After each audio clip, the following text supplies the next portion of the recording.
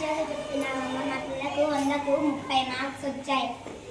మీరు రెడీ అవ్వడంలో పెట్టే శ్రద్ధ పిల్లలకు చదువు చెప్పడంలో పెట్టండి. ధరణి స్టాండర్డ్ ఎన్ని మార్క్స్ వచ్చాయి? 95 మేడం. నీకు 80 మేడం. 98 మేడం. 85 మేడం.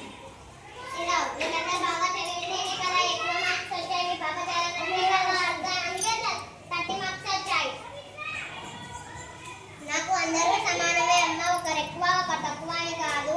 నేను అందరికీ సమానంగానే చదువు చెప్తాను. సారీ మేడం, నాదే తప్పైంది. ఇక్కడి నుంచి ఇంటి దగ్గర నేను కూడా వీళ్ళకి బాగా చదువు నేర్పిస్తాను.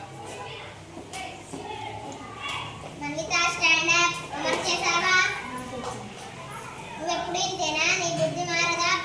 వెళ్ళి గోడ గుర్తుపేయి.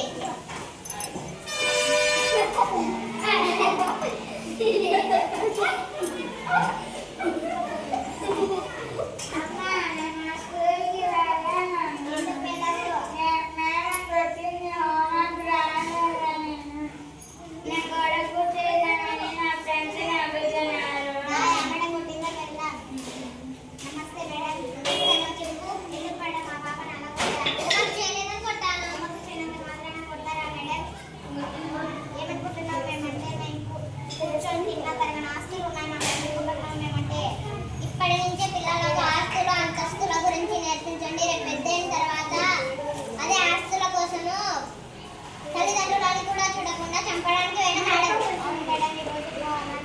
చంపడానికి వెనకాడరు. అదే మీకు దగ్గర చదువు ఉంటే ఎవరు దొంగలించారు కదా.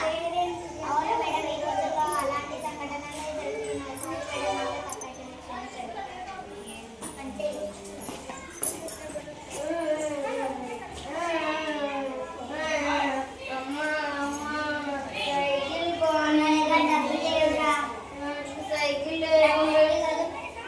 రోజంతా కష్టపడ్డగా 200 డబ్బులు ఎప్పుడు కొనిస్తే కదా మేము స్కూల్కి వెళ్దాం. ఏం కళ్యాణి ఏడుస్తున్నావు? సైకిల్ కొనాలని ఏడుస్తుంది.